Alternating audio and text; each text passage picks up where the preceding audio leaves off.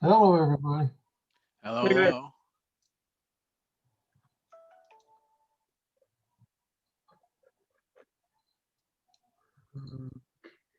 Ooh, wait. Let's wait. There we go. Hello there. John, Bob, Larry, how are you guys? We're good. I gotta open Really, something up Charlie, here. hey, Larry. Hey there, Bob. Smitty, how are you? There it is. There we go. How's everybody going today? Hey there, Charlie. All right. So that's We don't need masks, right? Yeah, I'm looking. Fully I'm vaccinated. looking to raise my volume. I'm going over and reaching over my radio. That's good. Which happens to be right beside me. All righty. Let's hear. We know. Larry, how did the shot go? Did you have any Oh, it was side fine. effects? It was fine. I had it yesterday at 9:30. Yeah. The Pfizer shot. My arm ached a little bit last night and this morning, and it might hurt if somebody touches it, but I didn't even bother taking any Tylenol. It wasn't that bad. Yeah. Was that your first shot? Yes. Yeah, I I got had the mine second Tuesday. one on the 29th, which I'm a little nervous about because Faye and I are going to visit my son on the 1st, 2 days later, and I'm hoping their side effects are not dramatic. Well, I can tell you, I had the Pfizer, and the first one, I had the sore arm. It lasted from about a total of 18 hours. The second time, I had a sore arm, and it was not even half as bad as the first time. Oh, that's good. That's It good. was there was nothing. There was absolutely nothing. The sore arm I can The only- tolerate. It just feels like somebody punched me and there's a little lasting. Yeah, but the second one it wasn't half as bad as that. Okay, that's good. My wife had a headache. My wife had a headache after the second shot, but it wasn't real severe, and it wasn't for more than half a day. Anne had, headachy, and she said she just didn't feel great, but it would not have stopped her from going to work or anything. I don't know. Bob, how did you guys had your second, right? Yeah, second was my arm was just sore, but it was a little more sore than the first one. But my issue was like a couple of days later, I get achy knees and joints and stuff. It's right deep in the bone, it seems like, and it's happened twice, like a week after the shot. So it's real Really? weird.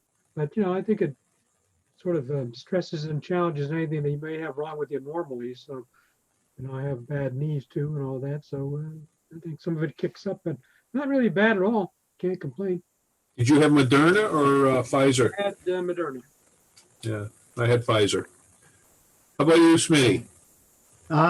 Because I had the COVID and I got the monoclonal antibody treatment, I'm precluded for 90 days of getting any antivirus treatment.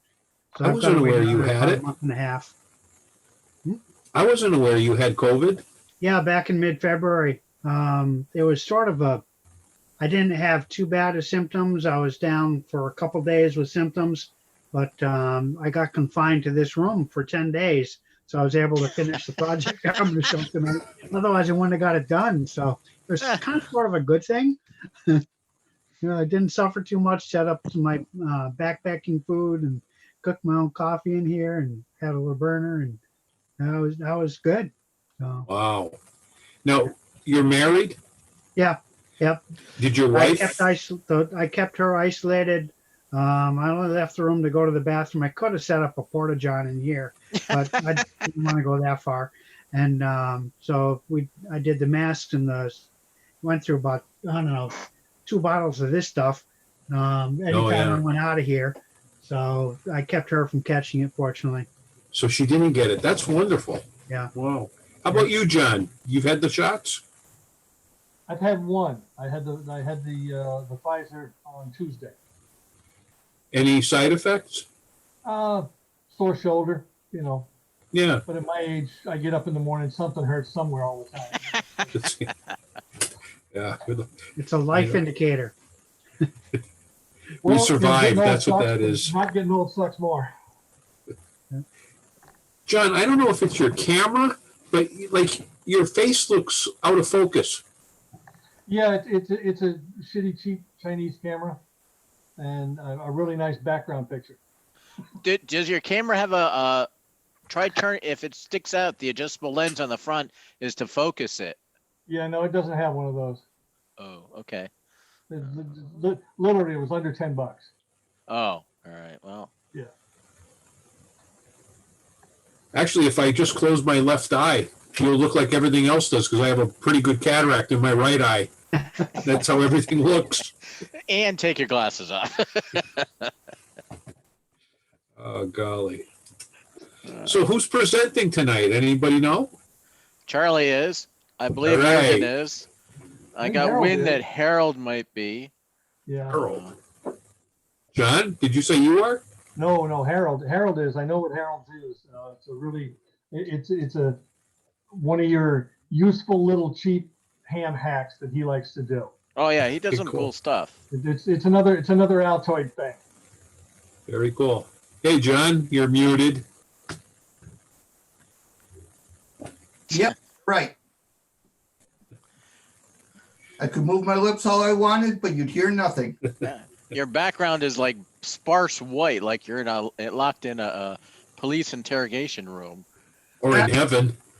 Actually, my computer slash radio room is an oversized walk-in closet that I took over from my kids years ago. And that's just a white background on the wall behind me. I got to put up some, who knows what, different colored stripes on it. Yeah, it looks like you had stuff up there and you took stuff down. And so Yeah, I had a bunch of stuff screwed into the wall and I just never repaired the wall. You consider yourself lucky because you could be looking at my desk that's in front of me and it's a mess. Oh, is it as bad as my workbench behind me? What's that? Is it as bad as my workbench behind me?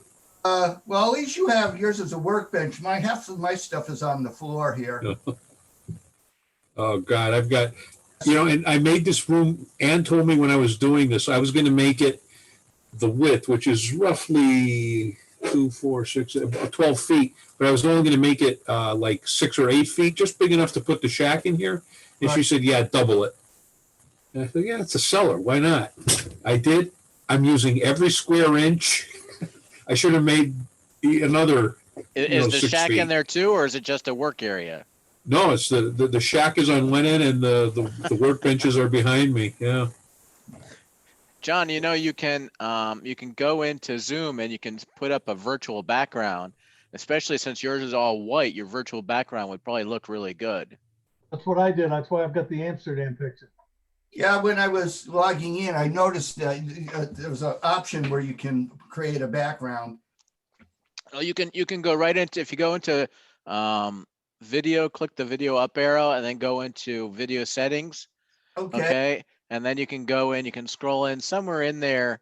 Backgrounds and filters, is it? Let's see here. Yeah, backgrounds and filters, and you can put something up. I can't do it, as you can see, because I don't have a solid color background. It makes it look really, really funky. But it's pretty cool. You can put some stuff up or load your own picture up and have it project in the back. Or That's true.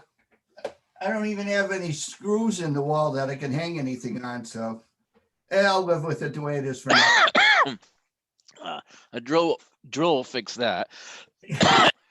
I'm waiting for my allergy medicine to kick in, which I just took. Oh man, what a year for allergies, huh? Oh, it's I think it's earlier than normal. I have never ever used my allergy meds in March, Yeah. and I've been on them for 3.5 weeks. Yeah, I was gonna say I've noticed it about 2.5 to 3 weeks ago. My allergies Yeah. started kicking in more. We have I'm not sure if it's like a silver maple. It's actually growing out of my next door neighbors from under their garage, and it comes up between our garages. It has been fully leafed out since March 31st. Well, it's been a dry spring too. We had a fairly wet winter, a Unbelievable. dry spring, everything, and it's been warmer, so everything is starting to Yep. populate. Crazy. They're saying we're 4 weeks ahead of time for the farmers in planting. Oh, wow. Well, Hey, Larry, how are you? You're muted. You're muted, Larry.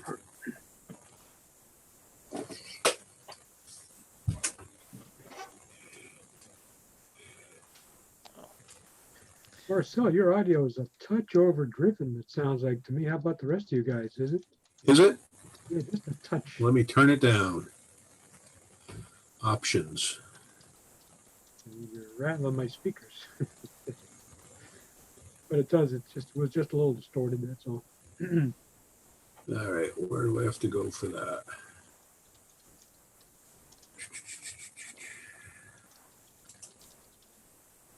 Exit full screen. No, it's not there.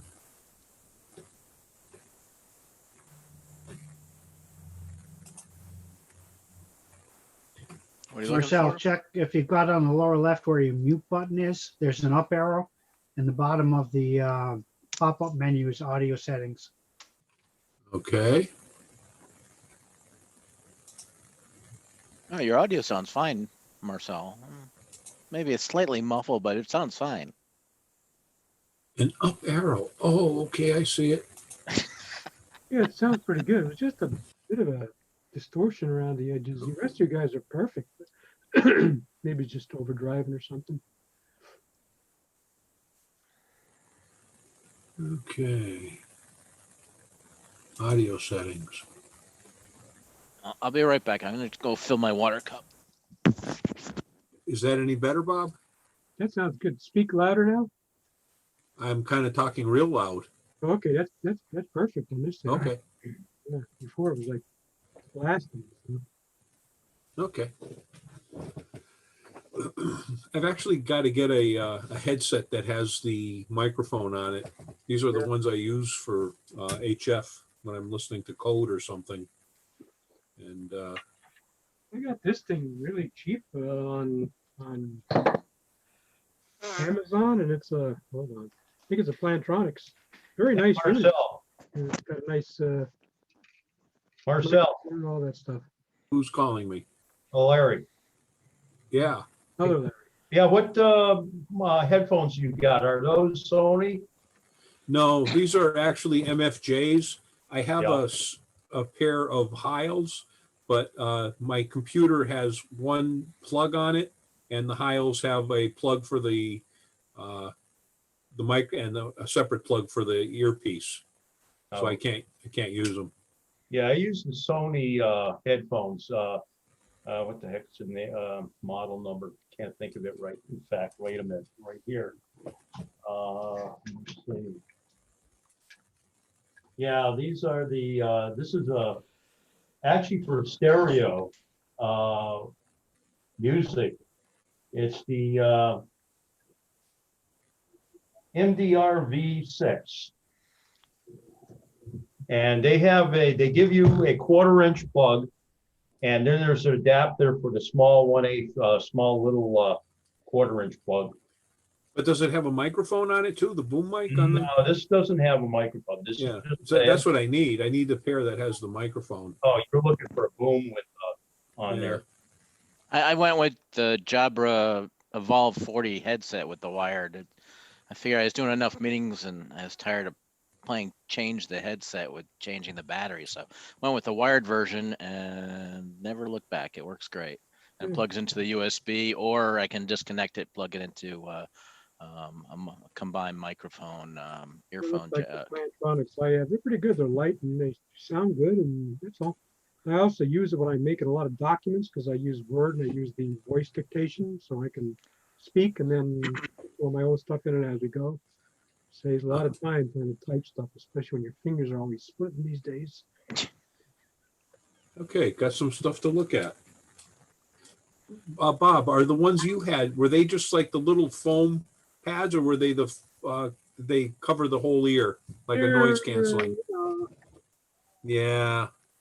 They're sort of foamish, but they're not noise canceling. It's only one. It's one headset and one in the microphone. That's all. But I'm not using it for amateur radio. I have the Hiles for that and another set that I use for making the videos. But no microphone on that. There's an Audio Technica mic sitting over there somewhere. There it is. Yeah, mine I use strictly for the computer. Yeah. I have a Heil headset and a Hal boom mic for my radio too. So, Okay. Bob, question, what's the JOAF at the end of your name? Oh, you noticed that? Yeah, You're one of the only people that noticed that. Well, you know, when I do the ARI stuff, I do a lot of work with all the other SECs around the country.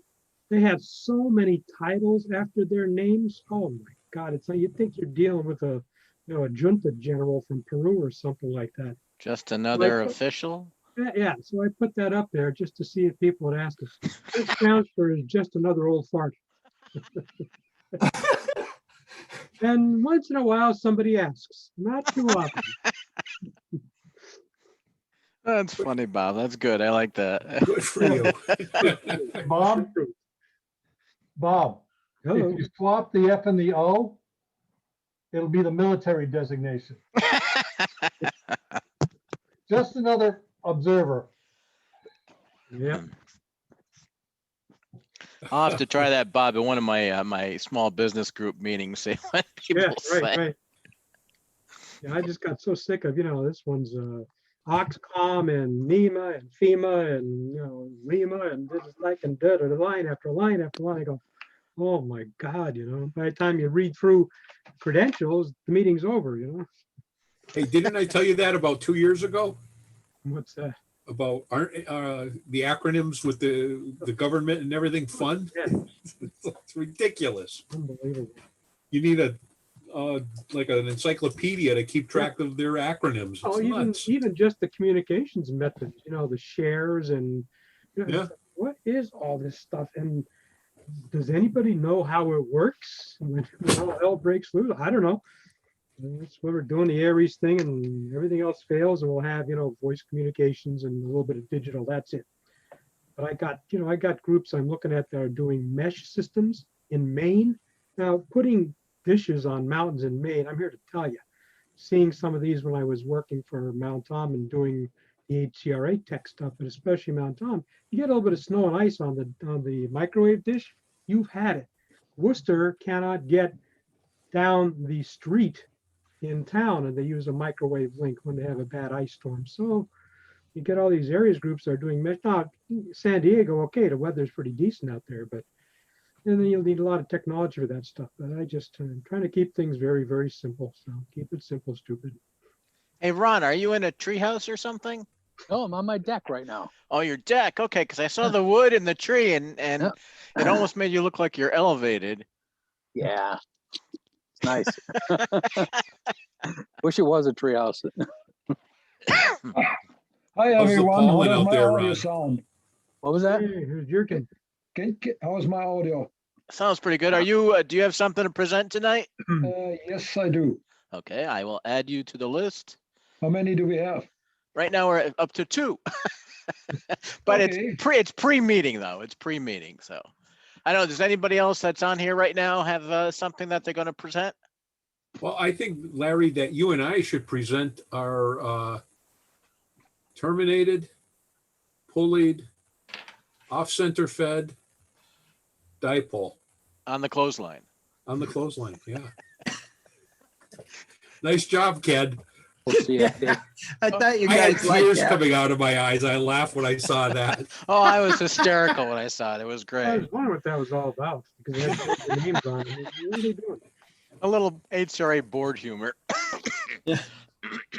What got me with that one was as soon as I seen the comic itself and the bow tie and everything, I says I had to change the text on that. Oh, I loved it. I showed it to Ann. She laughed. Oh my God. Yeah, even Faye got a kick out of it too. It was perfect. We were curious how many others were going to catch it. If you guys haven't seen it, it's on the humor page on this month's Zero Beat. Ken took a little shot at me and Larry, and I love it.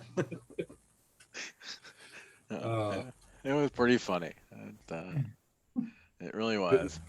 I like the lightning arrestor one too. Yeah. Hey, John, that's a nice background. That's a little nicer than Amsterdam. Well, it's a Hawaii or somewhere exotic. JIE, John. And the other Yeah, I John's was just missing is playing water around with the buffalo. stock pictures that I Hey, had, so. Looks like he's out in Hawaii. Aaron, did you take that? Aaron, you're muted. If that's your own photograph, that's beautiful. Yeah, that's my view from the side yard. Wow. Nice. Filters involved, or was that just natural color? That's just normal color right out of my cell phone. Oh, your cell phone. phones. That's a Unbelievable. pretty good shot out of a cell phone. Yeah. That's beautiful. Current photo then. It's No, that's from this spring. oh, okay. Yeah, that's something. Like what happens when you crank the linear up and you ionize the whole atmosphere above your house, right? Like my neighbor down the street here with his 110 dB gain moon bounce antenna. Oh yes, yes. Oh. Or well, I've got 3 streets over. I have Mr. NU10 who insists on running 1.5 kilowatts all the time. That's No, he got his plaque for low power. I know. I can't believe that. Drop it to 500 watts. Low power is maybe 1499. I think it was low. It was actually QRP, wasn't it? Him really? I know he complained when we changed the award from general to low power. But usually, I mean, even when I catch him locally, I'll switch to my dummy load and drop power to 5 watts and talk to him on my dummy load, and he's usually running some serious power. Oh, that's not good. You could put a spool of wire out in your front yard and charge Yeah. up your batteries from it.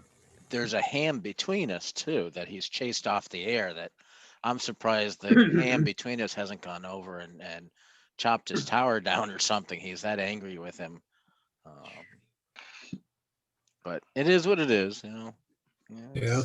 Chris wants to win, and he's got what it takes. So he's got the 70-foot tower, and he's got the power, and it does. And So- it's legal. And it's legal, right? He's running his legal limit. So, we'll How to see. make friends and influence people. Yeah, well, yeah. It, Oh, that's a way of meeting your neighbors. Hopefully not with a shotgun in their hand. Yeah. I don't know what I would do with 1500 watts. On 40 meters, my coffee maker reboots every time I transmit. On 100 watts, if I had 1500 watts, the whole house would reboot. That's Don't funny. feel bad. When Faye was working at the squirrels other and end of the things, you know. house, and I went on in the middle of the day, 5 watts would lock her Dell computer up. Yeah. I ended up during the COVID, when she was working for COVID here, and I couldn't even get on the air. The slightest little power from the HF would shut her down. What frequency? What band? It did not matter. Really? Yeah. Oh well, VHF didn't do it, but HF did. Yeah. Because I tried some QRP CW, QRP FT8. As soon as I hit the transmit, I hear screaming on the other end of the house. I was getting into Ann's TV on 20 meters, and I want to get this right. I want to say 20 and 40 meters. And I was like, what am I going to do? So then one day we were just trying it out, and I went, 80 meters, no problem. 10 meters, no problem. 15 meters, no problem. I said, well, when she's up there watching TV, those are the bands I'll try to concentrate on. I've got a couple ideas from Bob to solve it, but we've just been so busy with everything else out down here and Dad that I haven't even got around to it. I haven't been on the radio much at all in the past couple months. How's your father doing? Going for a cardiac catheterization on Tuesday. They're doing this as a prelude to doing a aortic valve replacement. They want to make sure all the arteries are clear and that he'll be able to withstand it. And how old is he again? 91. Wow.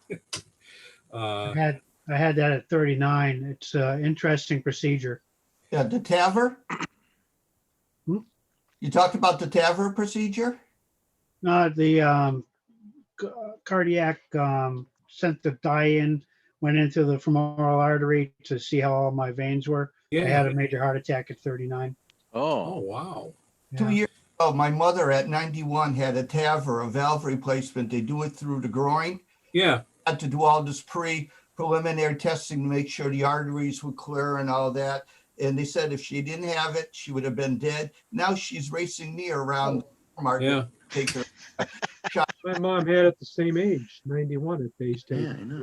It went Still fine, alive. except when they were pulling all the stuff out of the groin, they tore the artery that it was in, and that caused a lot of problems. But the procedure was a piece of cake.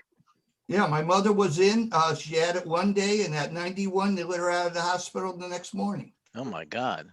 They're actually telling us that if he doesn't have to have a stent put in, if all the arteries are clear, he's coming home that night. Yeah. They don't want him overnight.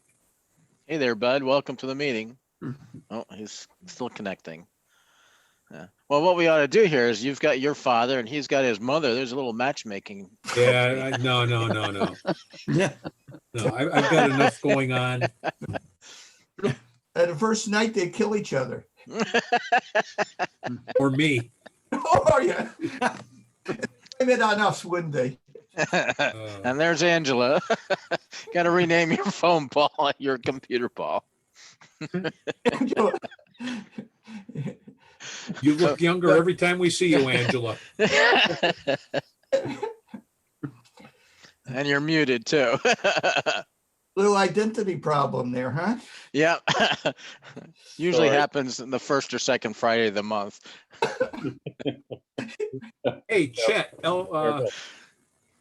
LWF, what's the picture of? That's a nice picture too. You're muted. I think he walked away from that. That looks, yeah, that's got to be somewhere. I don't know if that's Mexico or is that Egypt or Israel with the. I was wondering if it could even be the Grand Canyon. No, I don't think so. Looks Middle Eastern to me. Yeah, That's what I thought too. Kings. Well, that's my guess. I've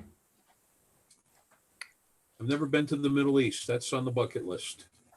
I'd love to go someday too. Oh, yeah. Been there, done that. Oh, Yeah. yeah. 5 times enough. 5. Where exactly have you been, Ron? Kuwait, Jordan, UAE. Let's see. Back to Jordan, and then to Egypt? Africa. The Horn of Africa there. Djibouti. Good booty. So enough's enough. Was that all civilian? No. That's right. They sounded like military deployments. How long were you in? I just got out. I finished up 41 years. Oh, Wow. Wow, congratulations. Thank you. thanks for your service. Thank you Which for your branch? support. Air Force and Army. Great. Kicked it off in Lackland. What year did you go in? 78, I signed up. Oh, Oh. Right out of Some- high school. Yeah, some of you kids were just kids still.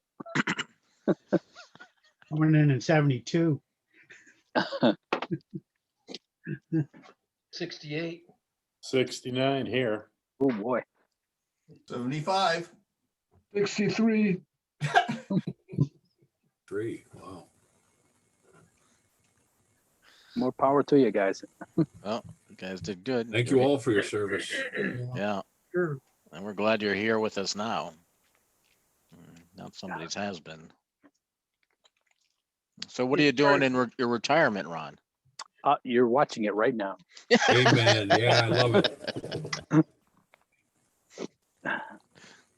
When Come people, back in a minute, you'll see me better at it. when people ask me what I'm doing in my retirement, I just tell them anything I want and I don't answer to a boss. I resemble that remark. Oh, wait a minute. I know Jurgen's married. Oh, that's Bud. I'm sorry. I thought. John, are you married? I'm a widower. I'm sorry. Okay. Problem. It's been So you have no boss. Okay. no boss. Just the opposite. I've got Quiet. two. I've got two bosses here. I'm the boss in my marriage, and my wife told me I could say that.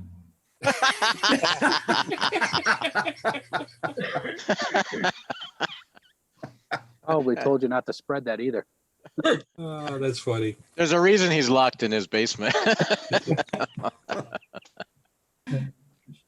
Yeah, the COVID was done in February. It's almost May. So your Radio Shack also seconds as a dungeon, huh? Yeah, I got COVID and actually spent 10 days confined to this room. Really? Yeah. Did you get the shots before you got the COVID by any chance? No, I did not. And I had the monoclonal antibody treatment, so I can't get a shot for 90 days after that. So I got about another month and 2/3 before I can get a shot. Were you asymptomatic? No, I had minor symptoms, but due to my age and medical, the COVID team called up and said, hey, we can get you the monoclonal antibody shot. And I had already seen that, what it was supposed to do. I said, okay. So I live right next door, basically, to Noble Hospital, and they scheduled it. I went over there, got the shot, came home, and had a minor reaction from that too, but nothing major. What's that, a one-shot deal? For the monoclonal, yeah, it was. Well, it was Right. actually a couple-hour treatment, infusion. Yeah. They do it through an IV? Yeah. Yeah. Hmm. So our neighbor across the street here, 43 years old or so, 2 days before Thanksgiving, he didn't feel well. He works for, the bed company. My God, that deals with all the hospitals. I can't think of the name. So he had Thanksgiving here with his wife and his daughter. That night, he was really sick. She brought him to the ER. He had COVID. A day later, they intubated him, put him in the ICU. It was fully snowed. He woke up January 28th. Oh my God. He came out of that. They went to Spalding out in Cambridge rehab for roughly 2 weeks, and he's been home. He lost about 50 pounds, and nice, lovely family. They're great neighbors, and we've been talking a lot. And he said that he has 2 birthdays, his original birthday and January 28th, and he said it changed my life. He said all the things that I thought were important are no longer important. Everything that I just took for granted are now the most important things in my life. I don't care about work. I care about my daughter, my wife, my family, and it's just I he's belong like to a completely different guy. I belong to a veterans group on Long Island, and Joyce and Kenny, two of the nicest people you ever want to meet. The son came home.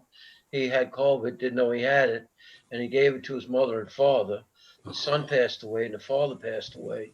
Jesus. And Joyce, he still, thank God she pulled out of it, but just two of the most wonderful people that you ever want to meet. The thing that scares me is they don't know what the long-term effects of this COVID are. Oh, yeah. It won't show up for years. My wife's still suffering, and she had it in August. Really? It's wow. So miserable.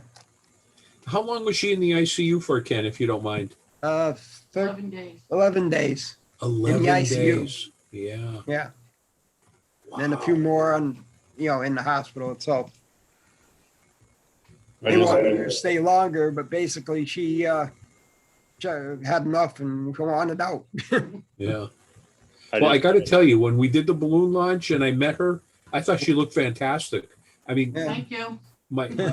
You're welcome, Cecile. My neighbor next door, he's like I said, he's lost 50 pounds. I mean, he was not a skinny guy, but I mean, he certainly didn't have 50 pounds to lose. And, I mean, you can tell this guy went through a war. I lost 28. Yeah, wow. My daughter lost 24. Yeah. Oh, your daughters had it too? Yeah. Yep. Actually, I was positive too, but you know, I had no real low grade fever. That was it. Yeah. I just got a text from my son. He's going home tomorrow. He's been in. He and his wife both came down with it, and he wound up in the hospital last Sunday after a week. Finally, just having headaches and chills and fatigue. He had a breathing problem, and I told him, get your butt to the hospital, and he did. And they've been treating him with our remdesivir. Oh yeah. Yep. And oxygen, and they took him off the oxygen this morning, and he's doing great. And they got one more treatment of remdesivir tomorrow, and then they're going to send him home. So that was good news, but we've been sweating it out all week. I did okay on the first round of remdesivir. My second round, I reacted. Yeah. Well, they told him that he could have up to 3 rounds because every round is 5 treatments. But they think 1 round for him is going to be sufficient. So Good. How old is he, Paul?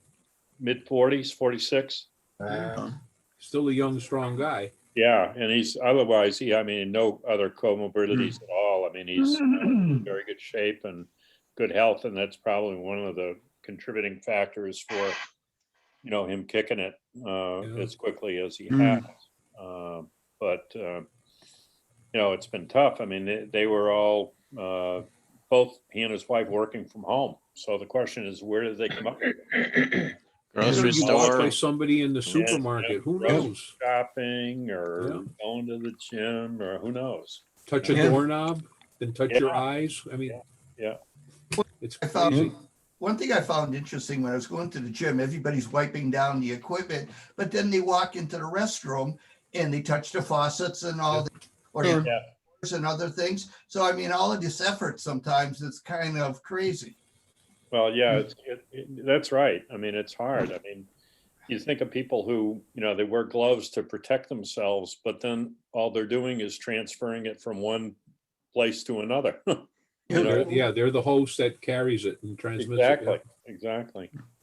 Hey, if you want to know how to handle things like that, come hang out with me. I was a hazmat tech for a while. Were you? You wipe everywhere I out. look. I see bugs. I see hazmat. And you have a backpack full of sandy wipes or something, Marcel. You never touch a surface in a bathroom. Right. Never.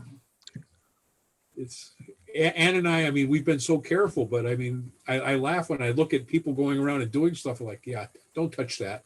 I've got a special hook to open doors that pull.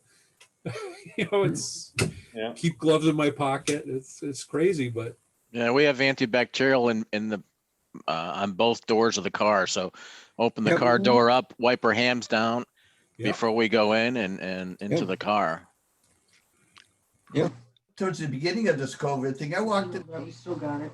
The guy was a protective mask, military type protective mask.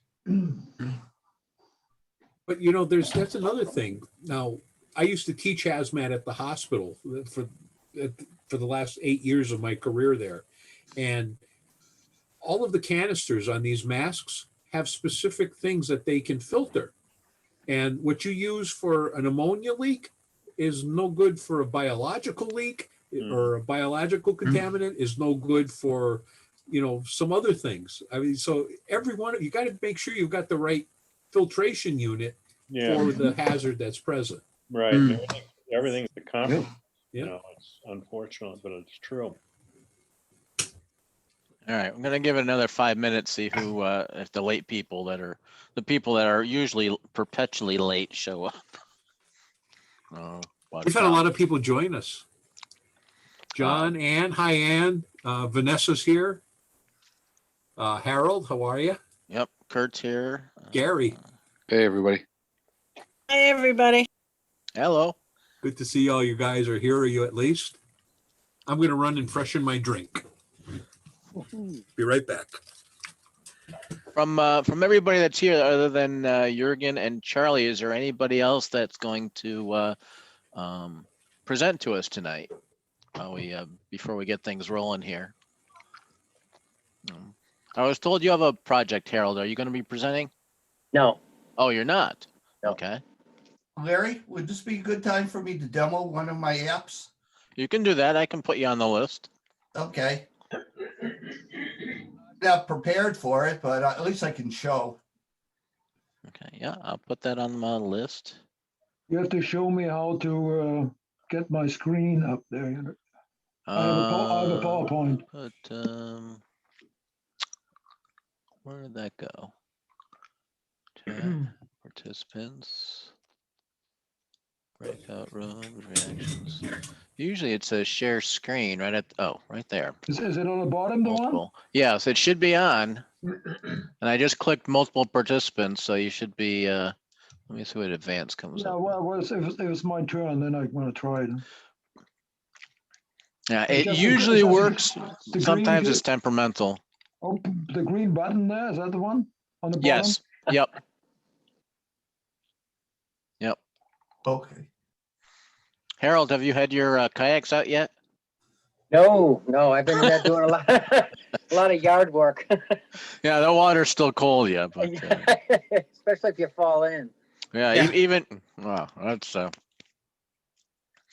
back 15 years ago, we had a couple of very warm Aprils, and we used to get our kayaks in the water during April school vacation. Maybe a little before, a little after, but then it seemed like everything changed, and it became too cold in April to put the boats in the water. Especially if you have to wade in up to your mid calf. Suddenly that water is very cold. Yeah, I did uncover the camper, and I opened it up, let it air out. So I'm ready for that. That and the kayak's ready as well. It's got to get a little warmer though. Gotta get a lot warmer, yes.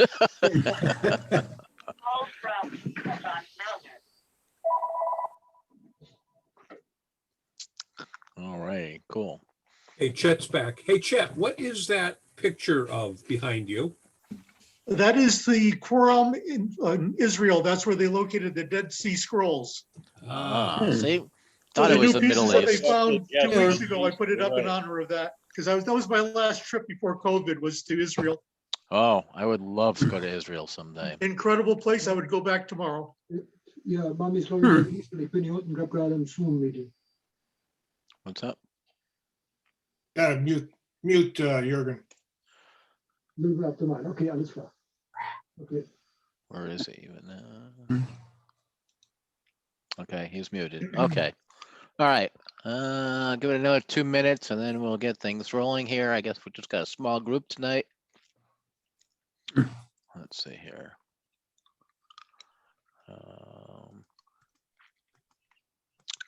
I'll give another call out. Is there anybody else that hasn't notified me yet that they are going to present something tonight? They can wave their hand or send me an IM. Well, I suppose I should open chat up too. That may help. Let's see here. Yeah, if I haven't gotten to you, send me a chat and I'll put you on the list. And we'll get going here in just a moment. I'll give it 1 more minute. Hey, Ron, what's that big bat looking thing hanging behind you? Could be the bat. Hang on, let me see. I don't know. I think it's something hanging, dropping down back there. I'm scared. Man. I am Batman. I was going to keep being, you're going to see him turning around every couple of minutes now. Ron, you're out in the eastern part of the state, right? No, I'm in Belchertown. Oh, Belchertown. Yeah. And the pollen isn't crazy? A little bit, but I'm okay with it. You're okay. Well, Yeah. my car looked green today, and it's really like a blue when I went out. It's just covered. Can't drive with the windows open anymore. Nope. Sure you can, just faster. All right, I'm going to get things rolling here since I don't think we're going to have anybody else joining us, or the perpetually late ones will show up even later. But, good evening, everyone. Welcome to tonight's the April meeting for the HCRA. Thanks for coming up tonight versus last Friday, which was Good Friday, as I was told. I'd like to ask everybody to turn off their ringers on their phones, the TVs, background radios, yipping dogs, and whatever. Put them in a different room or whatever it takes so that they're not interfering with the people that are speaking. Want to remind everybody about the Monday night 10-meter net at 7:30 p.m. on 28375. We've had different topics every month, every week, and we happen to be having a heck of a lot of fun. It's a great time, very relaxing, and sometimes very enlightening too. So that's on Monday nights, 28375 at 7 p.m. And also want to remind everybody we have a new ham net on Thursday nights at 7 p.m. on the 146.715 W1BR repeater. And that's on the Soldiers Home in Holyoke. There's a PLF 100, and Gary KC1JZR is net control running as W1NY. Let's see here. So I have a question for those in attendance here. If you are all vaccinated by field day, would you go if the HCRA held a field day? If I can just see like a raise of hands, yes or no. Yeah. Okay, all right. Just kind of curious, because we have the Agawam Parks Department has officially opened up, and they have I emailed to inquire, and they said we've already got you reserved. You're all set for field day weekend from Friday through Sunday, and June 1st I'll know for sure depending on the state of COVID affairs. But he said June 1st it could be a go, so we might be putting together a last minute field day. Might put up one tower, might put up two towers. I know Chris W on TRK is hot to trot. He said he'll put it together himself if he has to. So, but anyway, so we're field day is looking like a big possibility. Hopefully everybody will have their shots by then. And we'll go from there. But it looks like the club's going to do at least something, and depending on the number of participants, maybe something a little bigger. But stay tuned. There'll be more info in May and a lot more in June. Let's see here. Let's see here. Does anybody have any field day questions? It's sort of impromptu right now, but have any questions about what we may be doing or what we might be doing? Have any ideas or whatever? Oh, okay. I'd like to turn it over to Bob K1YO. Where'd you go, Bob? Oh, you're right up top. Okay. He has some information on areas and etc. Thanks, Larry. I just asked Larry if I could take 2 or 3 minutes just to let all of you know there is, you may know it already, but there will be an SET, which is a simulated emergency test for Aries for the 5 counties on May the 8th. Oh, looks like Aaron's putting up some, is that for prompting me, Aaron? You think I can't remember what I'm talking about? Anyway, this is not your normal SCT. We have a lot of entities signed up already to help us out and join us in this. And I'm asking them to see what they can do to test out their own capabilities or our capabilities for what they need. So we have a bunch of EOCs on there already, Springfield, Worcester. Actually, there's a station in the Worcester EOC or right outside that will be an Aries SCT station. But we have a bunch of them, at least 6 or 7 of them at this point. The Red Cross is on board with a National Red Cross exercise for Wind Lake message. We're trying to join with Eastern Massachusetts, Rob Macito's group, who's my counterpart in EMA, to do a couple of things for passing message across to Eastern Mass. And we have a Mars little chunk of time on there that talk to some of the Mars stations. That's different than what's going on right now with the Mars stations, able to talk to amateurs. And Mima has joined us, one person on there that may jump in to see what it's all about, to talk to him. And let's see, I'm trying to think, there's probably a couple others out there, but we have a pretty good host of people. Those of you that have already signed up, thank you for doing that. I appreciate that. And anybody, it's open to anybody, doesn't have to be an Aries member, free to join us. We're doing a couple things. It's not your normal SCT, it's a functional SCT.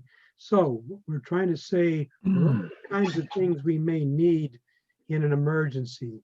If all hell breaks loose and the wheels fall off the wagons. So basically you could need basically simplex testing. We want to test simplex relays county to county. Okay, there's our Aaron now. Okay, and then he's throwing me off now. I can't remember what I said. Okay, yeah. We may do New York and Vermont also, specifically. We'll see. I still have to get in touch with them, but they're doing some parallel things. We want to have a little bit of fun. So we just want people to participate as normal stations, VHF simplex, as relay stations for VHF county to county. I think it's important that we can get messages across. We may tweak a little bit so that the emergency management groups, the EOCs, can break into an existing VHF net and have a break-in type message they'd like to transfer to another EOC across the state or in a different county. We'll see. We're putting it together now. So, and we'll have a little bit of fun on there, a little bit of a contest, I think, with just to see who can do some specific things on VHF simplex for us, with maybe some prizes, like at least a certificate of thank you, and see who can do a few things. I'm not going to say anything else about it because there's a couple things in the making right now. So we like to have some fun too. Again, the agencies are there. Feel free to join us. 10 o'clock in the morning until 2 o'clock in the afternoon. We have a bunch of blocks set up for that. We'll be doing an HF net, challenging some of the HF net operations that get comfortable on Sunday mornings with their cup of coffee, and the same thing with the VHF nets. We're going to throw some monkey wrenches into there and see how they operate. The whole idea is to learn from this, to have some fun. It's not how well people are to perform. I want to know how bad we can perform, and then we'll have after action reviews and weave the changes into our fabric so we're used to this when it comes up. We'll also do some HF digital, FL Digi and JSA call, and probably pass one message at least out to the formal national traffic system so that Marcia's group we're aware of how we might potentially be able to do that. And even some Skywarn stuff if that works out. All messaging will be preceded by, this is a test, this is not an emergency. Probably multiple times within it. That's the normal modus operandi for this. So people don't get the idea that something bad is happening. I mean, if we report on Skywarn 4 inches of snow in April, they may get the idea, but it could happen too. You never know. All right, so that's all I have. Any questions you can, at this point, if you want to sign up and let me know you're participating, we'll see what we can do with you all. Just send me a message. I'll handle it directly at k1yo@comcast.net. Otherwise, you feel free to go onto our website, which is wma.arrl.org, and you'll see the Western Massachusetts section website come up. Just look across the menus on the top, and you'll see emergency communications. Pop that one, you'll see a drop down, and it'll let you register for Aries or sign up for the SCT. And the information will be coming up on that website as soon as it happens. So it's a good thing to keep an eye on to see what we're coming up with in the final schedule. So we're in the process right now.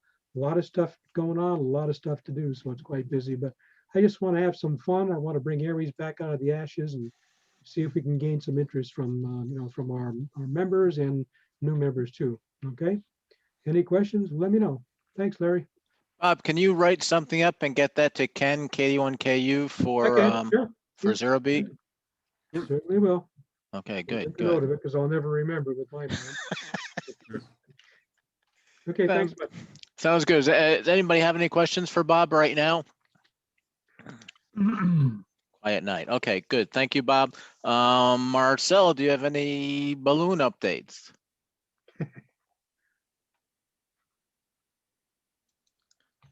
You mean? We don't read Refreshing lips. drink. Unmute yourself, dude. There we go. Yeah, okay. I do very briefly. I have the tracker, a new tracker, and I am going to go ahead and order one of the SBS 13, the super balloons, and hopefully have it here within the next week or two. Cool. And then we'll see, just start watching weather for a launch date. Excellent. Excellent. Will you launch from the same place or will you launch from a different place? No, I want to do the same place. I thought that was very convenient. What did you think? I thought it was fine, but Well, I don't know enough about it really to say if that was a good place or you want to find an even bigger field area to launch from. we don't need a bigger field area. That was pretty good. It was convenient for everybody.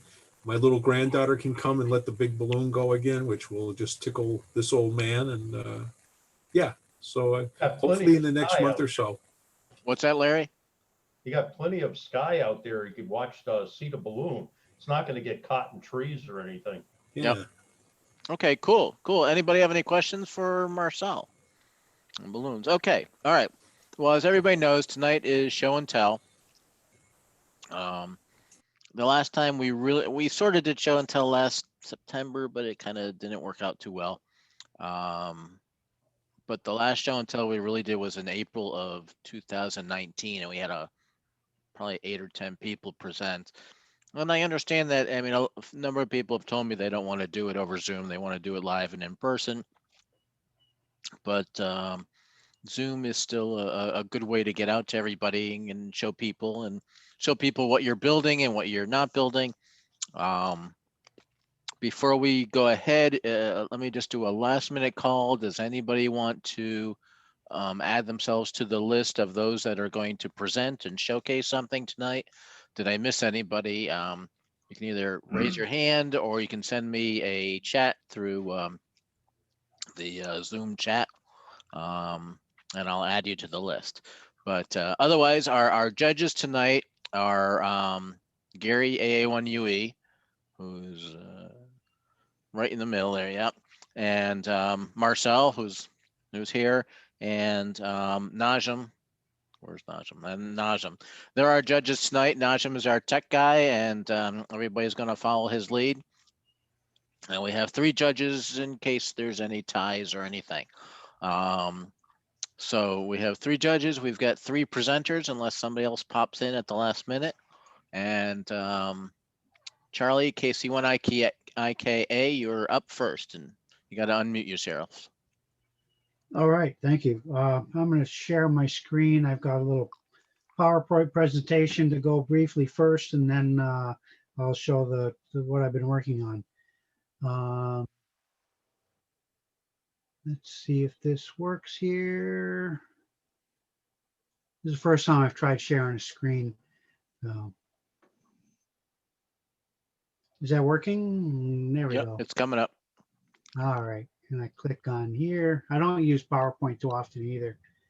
So hopefully. Hit F5.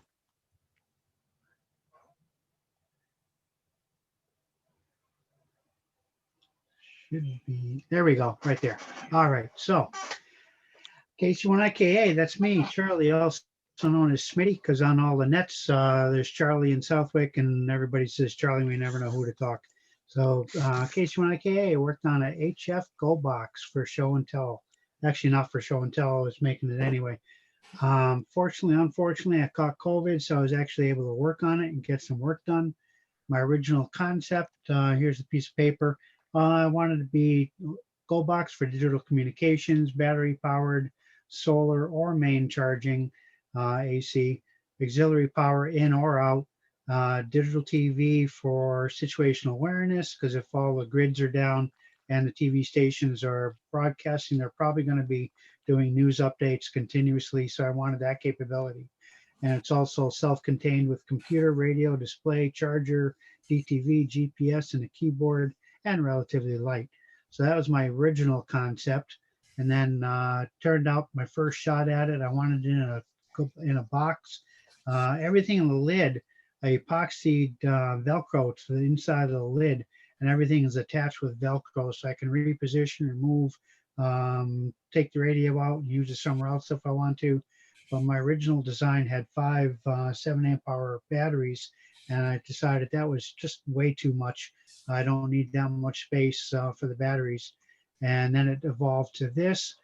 This was during construction.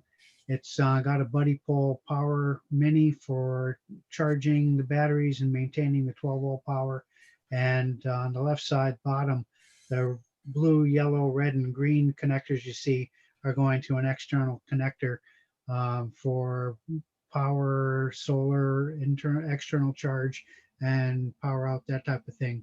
In the lid, you can see a monitor, and that's connected HDMI to the Raspberry Pi in the upper right-hand corner, and the Lab 599 DX500 HF radio. It's QRP. On the lower right, you can see the basically two switches, one to decide how you want to charge it, and the one to decide internal, external power.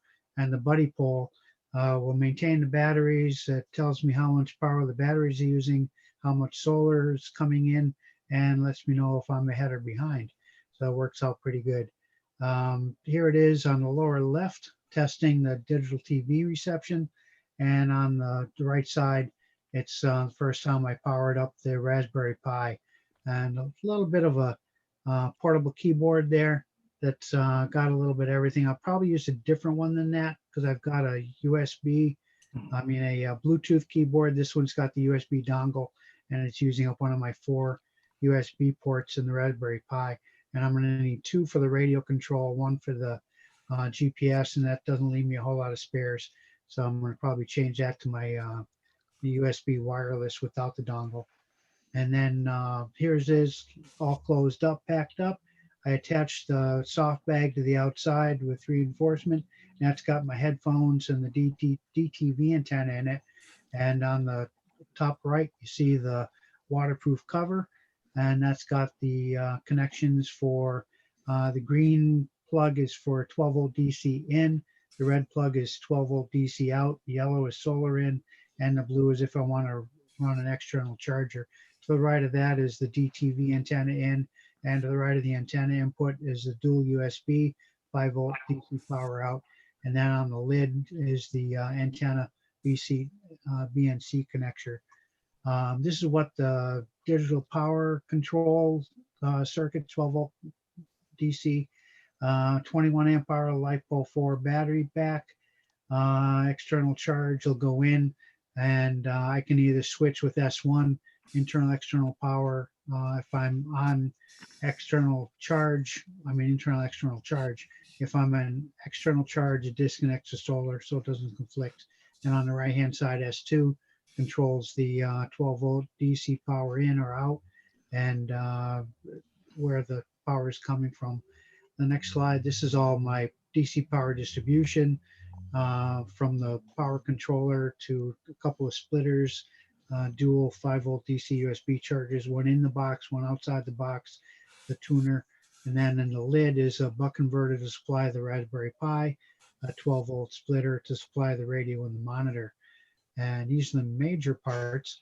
Of course, the batteries, the power pole, the radio, the Raspberry Pi monitor, a couple of switches, medium-sized power box. I've got this also as a PDF that I can supply to Vanessa and Ken to put up on the website, and then if anyone else wants access to it.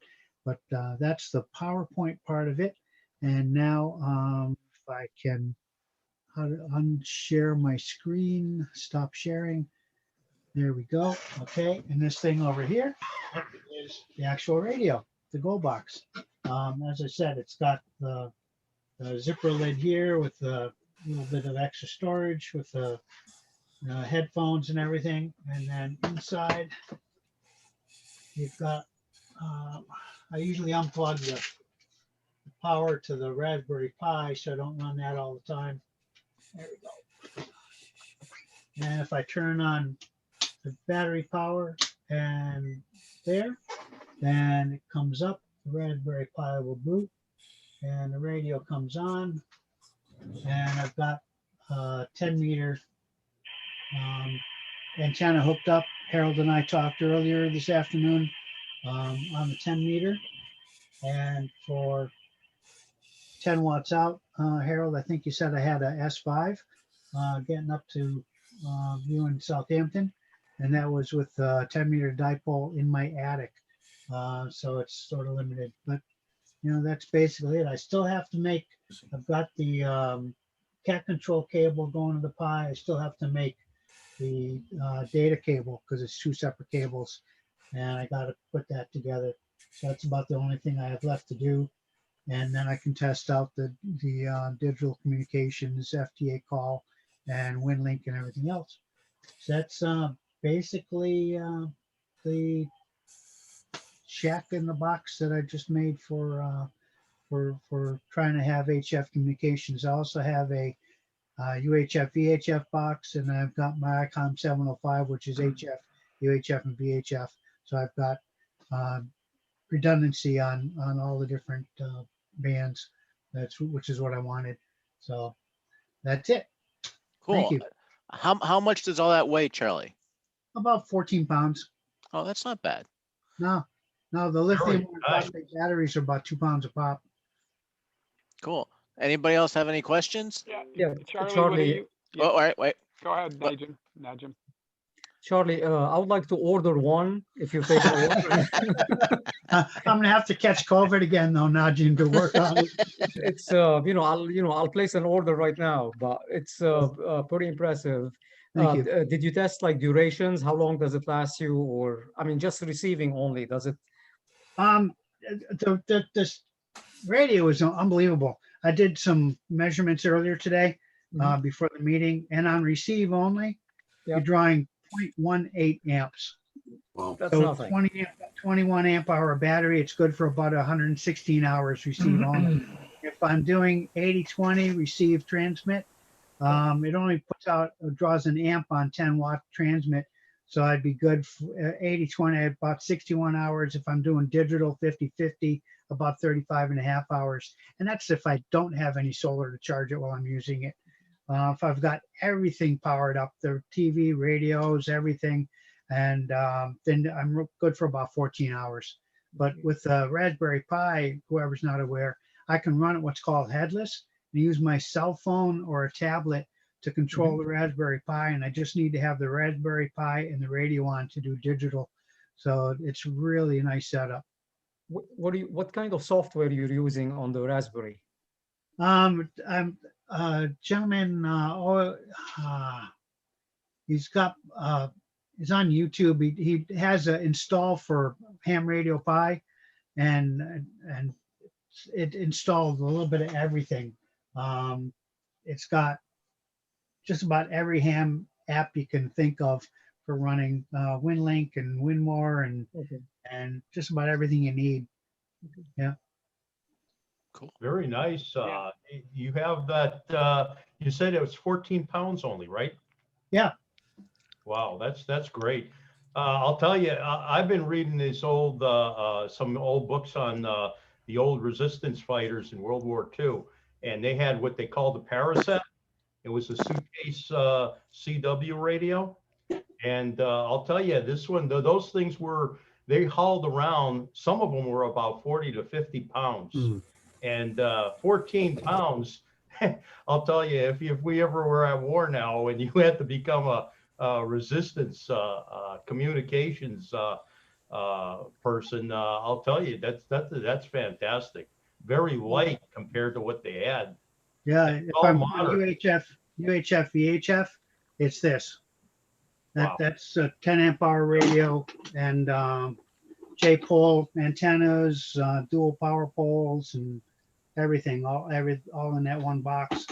So, Hey, Charlie, phosphate batteries are amazing.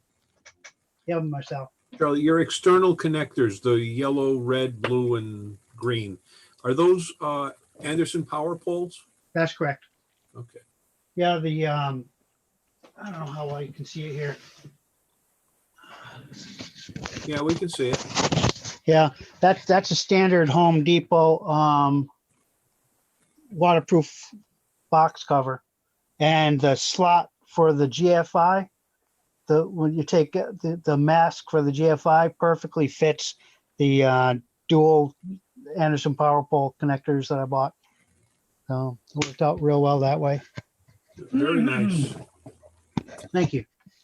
Cool. Okay. And do our judges have any other questions or very anybody nice, have any other questions? Yeah.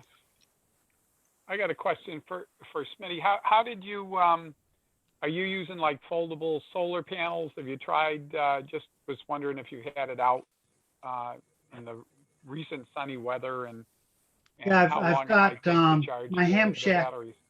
Yeah, my ham shacks actually run on solar 98% of the time. I've got a 40-watt panel hanging my window that has another one of these charge controllers for charging 70 amp hour battery for the shack. I've got foldable 100-watt panel, foldable 50-watt panel, I think a couple other portables. So yeah, I tested it plugged into here already, and it charges up just fine. With the 40-watt panel, I can pull in up to about 3 amps on a good day. So that more than at maximum, I'm drawing 1.5 amps. So it's really easy to keep up to it. Charlie? Yeah. Yeah, obviously you can't put a price tag on your effort and labor when putting this together, but as far as materials, how much money is invested as far as parts and everything? Roughly 1,500 to 2,000. Okay. With the radio and everything. That's the big part. But fortunately, the radio, I tend to be sort of lucky at 2 of the ham fests out in Boxborough. One year I won an ICOM 7300, and the following year I won an Yaesu 991 Alpha. And when I sold the 991, I bought this radio. And when I sold the 7300, I bought the 705. So very good. Yeah. That's a good place to be. All right. Excellent, Charlie. Thank you for presenting. That was great stuff. Really interesting. And next on our list is Jurgen, NV1Q. Yeah, okay, let me see how so I have to use the green, is that one? Yep. Bring it now? up on your screen, click the green share screen, and you should pop up. Okay, well, let me see what, is this one here? Oh, There we yeah, go. wow, great.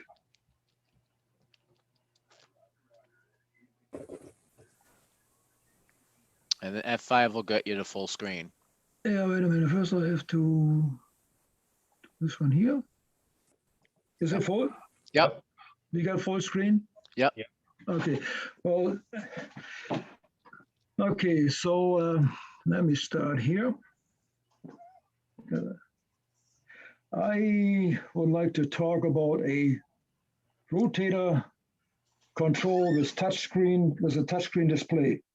And when my article appeared in the QST, I got some emails where people said, you know, all this work, my rotator was hit by lightning and is not working. Could I use, you know, your software and that and bring it up to life again? And I said, no, certainly not, because it's lacking the whole power supply. So I said, well, maybe that would be a good idea. Just come up with a little project with a, and build a complete control box for a rotator with a touchscreen display. And this is my test setup. And I will show okay, this is a schematic. And these are all the components. And it's not $1,500. The whole components, except for the touchscreen, is less than $20. I think it's about $16 or $17. All the components here, all the modules, I purchased I purchased them all from AliExpress in China, and so for less than $20, you get a whole box. I mean, the whole controller except for the touchscreen, and that's about the 7-inch. The one I'm using is about $60. So it has a 24 volt power supply. There's you have 110 to 20 volt in here. The output is 24 volt DC. The 24 volt are feeding a down converter or a DC to DC buck converter. That one takes a 24 volt, reduce it to 5 volt to power the Arduino and also which the Nexion display, and I will talk about that a little bit later. They need 5 volt. So it also the 24 volt power an H bridge. That H bridge is controls the output to the motor, the rotator motor, and with an H bridge you switch the output, so you reverse the plus or minus, and that obviously then turns the motor in the opposite direction. And also what it does is the pulse width modulated. So with an analog input here, you control the voltage output, and that's how you reduce the speed. And the voltage supply, I forgot to mention that, has about 6 amp. So that will run any rotator, I guess. I have the Arduino here with the software to control the Nexion and all the logic for turning the needle and so on. And I had another Arduino here. That's a spare. Originally, I had planned, maybe I planned something more and I wanted to use something more. And so I don't need this anymore. I left it as a spare, though there's a Nano here. And then we have the Nexion display, and I will talk about that. And then we have the, oops, let me go back here. We have the motor. And because I don't have, when I turn the motor, I don't have a feedback. So I have a potentiometer here. And that brings that works like the feedback from the rotator. And this is the main screen. You have the azimuth display here. You have set up, and you'll see what's behind that. Preset, stop, clockwise and counterclockwise. And if you ever want to have a nice graphic interface, this is the way to go. You never will be able to get this graphic on just with an Arduino, or I think even with a Raspberry Pi. So it's the Nexion is a what do you call it, human machine interface or graphical user interface, has its own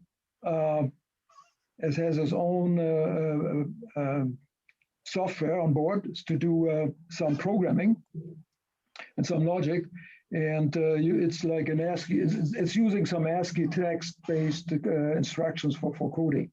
And this, so what you do, you create the display with any graphic software. I'm using Coral Draw, and this is what I did. So this is basically done on Coral Draw. Here you see the buttons, and this display, you know, is, as I said, you do it with a graphic display, and you can do it anything you want. And sometimes if you do a search on the internet, Nexion display, there's some people that have some really fancy interfaces like a weather station, and they have all kinds of things on there, and it looks really great. So you create this graphic on a graphic software, and then you load it onto, because the Nexion has a Nexion editor software. So you load it onto the software, and then you superimpose those buttons. And you have certain tools that you can use on the Nexion, like buttons. This is called Gauge, and it has sliders and text and so on. So it's really a neat graphic interface. This is the slider preset. So you saw here. Let me go back. So you saw here the preset, and let me go back here. So if you click preset here, you see a slider. So with a slider, you move the slider, the needle will move, any direction you want the rotator to move to, and then hit turn, and the rotator will turn. Or you can push the button, the preset button, and you hold the button, so that button has actually a dual function. If you just hit it, the slider comes up. If you hit it maybe a little bit longer, like this 1 second more, this one comes up, and now you can put the degrees in, and then hit turn, and then it will turn to that direction. There's also memory. You can set some memories here, and let me see. There's the initial input for the memories. So you click on those radio buttons and then use a numerical keypad here to enter the degrees you want to. Okay, this is the initial setup.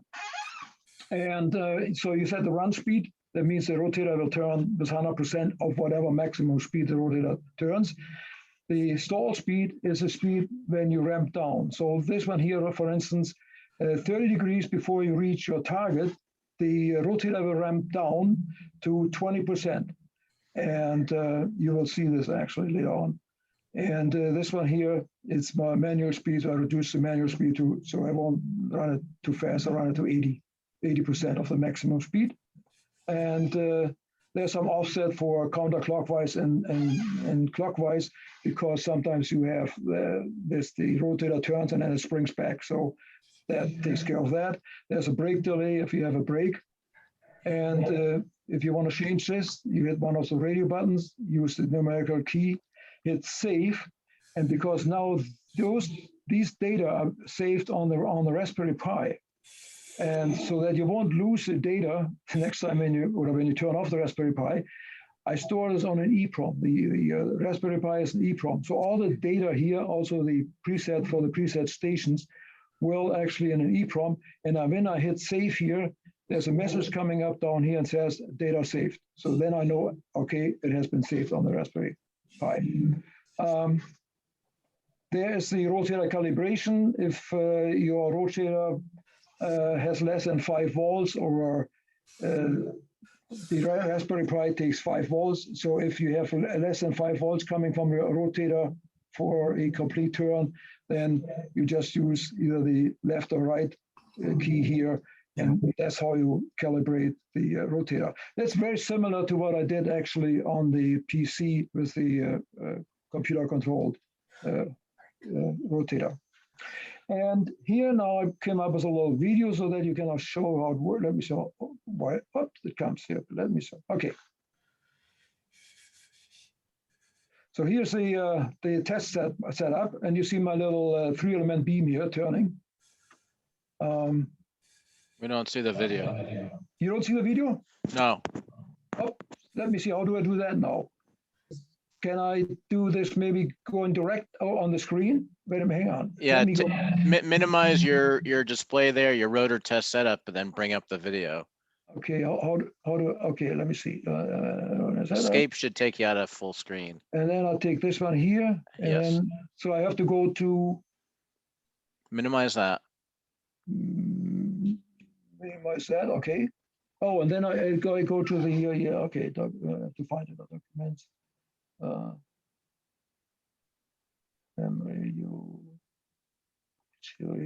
You probably have to redo the screen sharing to share your whole screen, not just that Okay, one. now is it coming up? No. Jurgen, do you have more than one monitor? No. No? Okay. Let me Jurgen, see. Why? Well, yeah. Do I you're going to to have to go down to the share screen and share your whole desktop, not just your PowerPoint. Go down to share screen. Right now, I don't see any. This one is not coming up here. Move your mouse to the bottom of the screen in the Zoom window. Oh, in the Zoom window. Okay. Do you see the green button? All right. No, I won't. I don't.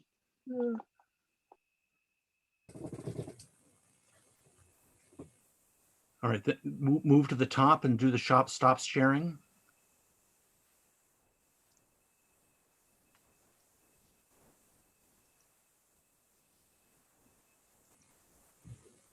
Okay, now hit the green share screen. and you'll see a button when it comes up. It'll list all of your applications, but you want to select the one that says screen.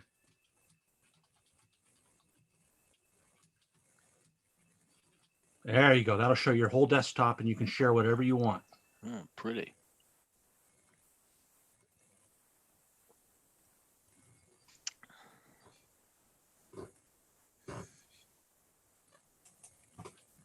Ah, there it goes.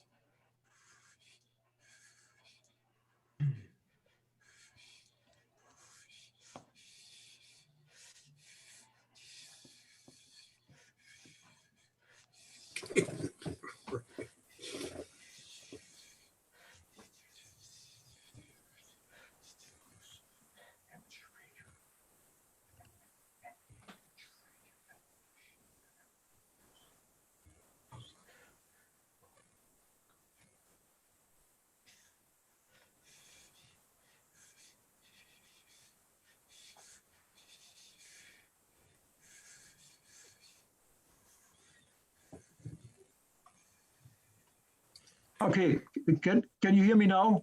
Yes. See, that was a problem because I I tried to talk and I was okay. Let me start again here. Sorry about that. Hang on. So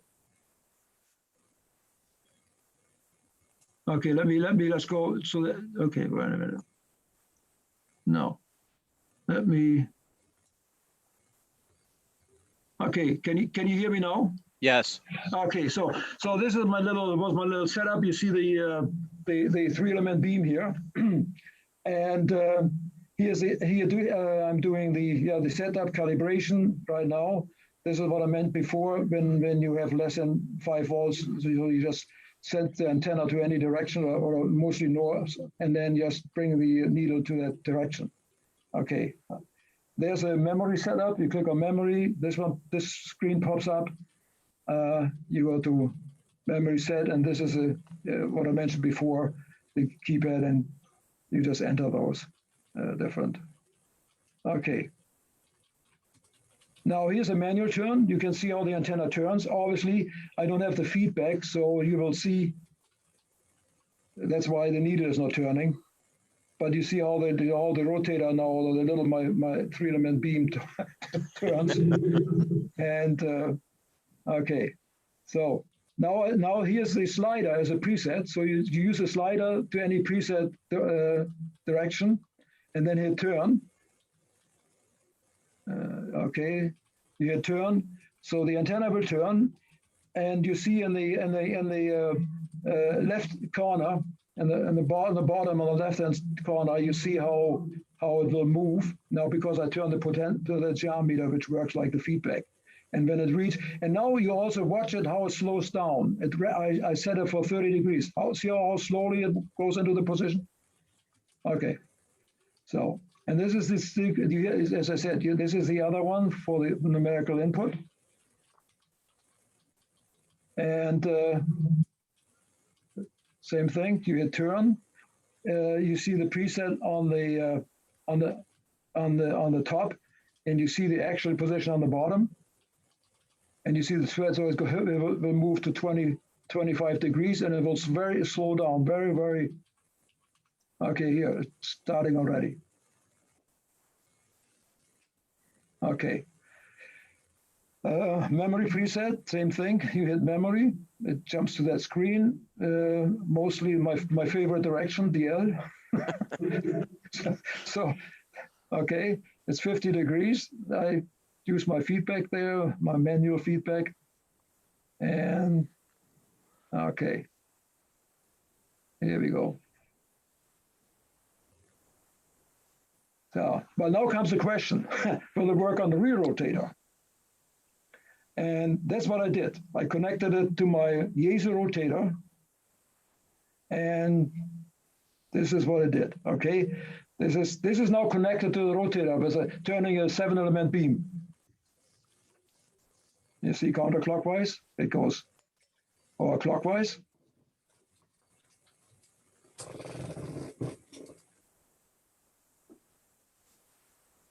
And here's a preset. I hold it. I set it to, I think 18 I put in. Okay, I put 18 degrees in. And to turn, you see it says 18 on the top, in the left corner. And see how it moves on the bottom. You can see it moves into that position. And see how slowly it will move to 18 degrees. On the bottom, you will see it. It reached the target and stops. Okay, and that was my presentation. I hope I was within the 10 minutes. And are there any questions? Yeah, I have a question, Jürgen. Yeah, go ahead. How many DXCC stations did you work on that little beam? On a little beam, it actually gives me some interference with my other radio, so I. Microwave antenna? Pardon? Is that a microwave antenna? No, this is some, I don't know, there's some wire I found and used a solder iron. There we go. Hey, Jürgen, I found it really fascinating, that numeric software, how you were able to integrate the graphics with the program. How did you find out about that? Was that just in general? I thought that was just a unique thing. Yeah, I think I found out about it. I had a different project that I wanted to work on, and I bought one of a smaller, because the as I said, the 7 inch is about $65, and I think I bought a 3 inch or so, very small one, and for some project, and that's how I became aware of. But if you ever wanted to do anything, that's the way to go. I mean, obviously there's a little bit of a learning curve, but the graphic you can do and the displays, the display, it looks great. So maybe we should have a share the knowledge session on that one. We can do that. We can definitely do that. I have a question for Jürgen. Yeah. Jürgen, can you walk us, briefly through the software? From what I understood, let's say you have CorelDRAW, which is, like Photoshop or whatever. Yeah, it's like you're right. So you create the look, and then you take some BMP file or PNG file, you import it to the software that run the Nexion. Correct. Well, you have the editor on the PC. Okay. For the Nexion. Okay. So what? Yeah. Go ahead. So and then what you do, so you create the software on any graphic software. As I use CorelDRAW, you can use any Photoshop or so, and then you load it onto a little SD chip, and that then you place that onto the into the Nexion rotator, and that's when you load that graphic and that software onto the Nexion rotator. Okay, so and you mentioned a Raspberry Pi, so you have a Arduinos and Raspberry Pi. So what happens when you push a button? So the button. I don't have a Raspberry Pi. I just have the Arduino here. You didn't. You save EEPROM. You said to save the setting. No, I only run this with the Arduino, and I store the data on the Arduino. You did mention Raspberry Pi though during your talk. Raspberry Pi. I said the graphic you will not be able to create this with a Raspberry Pi. Okay, so there's no Raspberry Pi. There's no Raspberry Pi. Okay, so when you push a button, how does just like we used to do in Jagenburg, you used to have an HMI and a PLC. You push a button and something goes to the PLC, and the PLC is doing the work. Well, what you do is you push a button, and then there's a signal sent to the Arduino. Okay. So the software is inside the Arduino. The software is inside the Arduino. Also, there's a little bit of software, or not on the Nexion display itself. For instance, which is really tricky. This azimuth display is the tool on the Nexion display. They call it gauge, and the the problem is that as the gauge has their zero position at 270 degrees. So if you think about, so now you have the gauge, the tool on the Nexion display is at 270 degrees. Okay. Your 0 degrees for the rotator, for the voltage, where your voltage is 0, is south, though it's at 180 degrees. But your degrees, your 0 degrees on the azimuth display actually in the north. So there's a little bit of calculation and number crunching, and that's actually being done right on the Nexion display. Okay, so the software, it's a development software too. So Yes, you're doing correct. okay. It's not as I mean, it uses almost the very similar statements than the Arduino. So it's some like C software that you use on the Nexion display. Okay, and roughly, because sometimes I get questions when I go interviews. Like somebody asked me to how many lines of code would you estimate on the Arduino? Yeah, I have to count it. It's I mean, if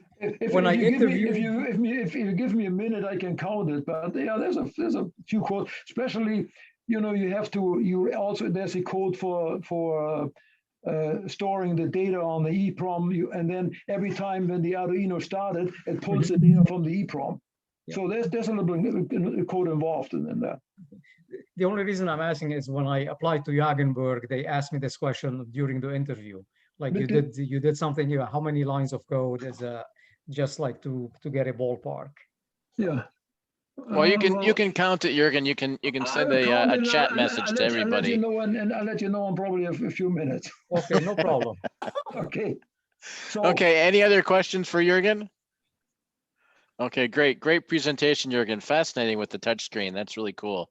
Moving on to our next presenter is John, W1JKB. It's all yours, dude. Okay, let's see. Let me share my screen here. Can you hear me? Yep. Okay, let's see. My screen. Okay, I don't have experience using Zoom, so hold on. Oh. Okay, are you seeing my screen? No. Okay. You click share screen, the green button. Let's see. Share screen. Okay. Yep. Share. Okay. Does it take me long? Are you seeing? Yeah, it's coming up. There you go. Okay, it says frequency to wavelength. Yep. Okay. This is a screen app that I created using the Liberty Basic programming language, which also has full screen capabilities. You can define all these fields and the background and all that. This is related to our amateur radio because the purpose of this application is if you put in a frequency kind of like 28.375 megahertz, which just happened to come to mind, and you hit the vacuum of space or Earth's atmosphere, it will convert that frequency to the wavelengths, either the quarter, half, or full wavelengths. And the top will give you this portion here, this box here will give you the answer in feet, followed by the decimal portion of a foot. And the bottom section just converts the decimal portion of a foot to inches and the decimal portion of the inches. Now, this application could be useful if you want to create like a dipole antenna and you're trying to figure out what length to use for your wire. You can plug in any frequencies you want to use as your test bed, and it'll come up with the quarter, half, and full wavelengths that you might want to use. Now, down at the bottom, I give you the option of using the speed of light in the vacuum of space or the speed of light in Earth's atmosphere. The reason why I do that is because the majority of our wave propagation happens in Earth's atmosphere. And from my research, I found out that Earth's atmosphere is denser than the vacuum of space by a factor of .0003. So if you divide the speed of light in the vacuum of space by 1.0003, you come up with the average speed of light in Earth's atmosphere. Let's see, what else did I want to say here? Oh, yeah. Let's see. Oh, the reason why this is very accurate is because I'm using very scientifically accurate constants when I'm doing my calculations. Let's see. Okay, here's part of my code. You see the part in red? For the speed of light in the vacuum of space here, I'm using 299,792,458 meters per second. When I divide that by 1.0003, I come out with 299,702,547 meters in Earth's atmosphere. That's an average. Another thing that makes it very accurate is that instead of, when I'm converting meters to feet, instead of rounding to 3.288, I have determined that the scientifically accurate number of feet per meter is 3.288,39917. So when you start using very accurate numbers, you come up with very accurate results. And let's see here. Okay, and just to give, what did I do here? To start with, yes, I used a vacuum of space. I'm going to now change it to use the Earth's atmosphere. And you can see the values change just slightly. Now, just as for the sake of a demo, going down to the 2200 meter band, that's the lowest part of the ARRL band chart, which is the lowest end of that is 0.1357 megahertz. And I'm going to use the vacuum, no, I'm going to use Earth's atmosphere. And you can see the wavelength, full wavelength would be over 7,200 feet. Huh. Okay, now if I go to the extreme, the high end of the 23 centimeter band, which we don't usually use, it's 1,300 .000 megahertz. And you can see when I go to calculate it, its length is only 9.07 inches. So this is just a gadget or an algorithm you can use, or a tool if you want to be able to find out what the scientifically accurate wavelength is for any frequency. Now, if anybody's interested in it, I can't give this to you over the email because it involves an exec file, which most email providers will not send. And I've tried to bury it 10 layers deep in zip files, and they still detect it. So it's nothing I can send via email. So it's have to be on some kind of storage device. But if anybody's interested, just let me know. This isn't something you're going to use every day, but it could be helpful if you're trying to figure out what the length of a wave is, either the quarter wavelength, half, or full wavelength for any given frequency. And this spans, you can enter almost any frequency, well, beyond what's we use in our band chart. Let's see. You can quit. Let's see. Get back into it. You can restart it. Once it just restarts, and that's basically it. It's very simple. Any questions? John, I can make a couple of things. I'm going to make a few comments.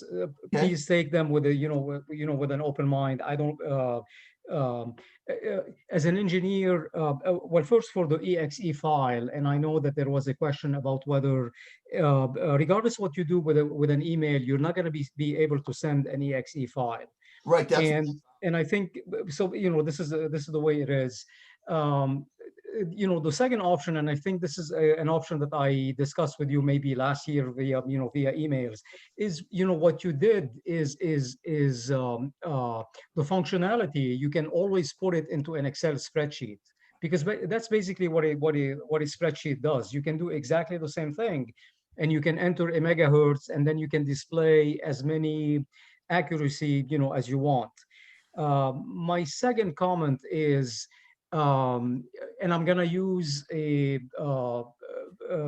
Mark Cuban from Shark Tank. Sometimes like perfection is the enemy of good enough. So as an engineer, to know the exact value of the speed of light doesn't mean anything to me.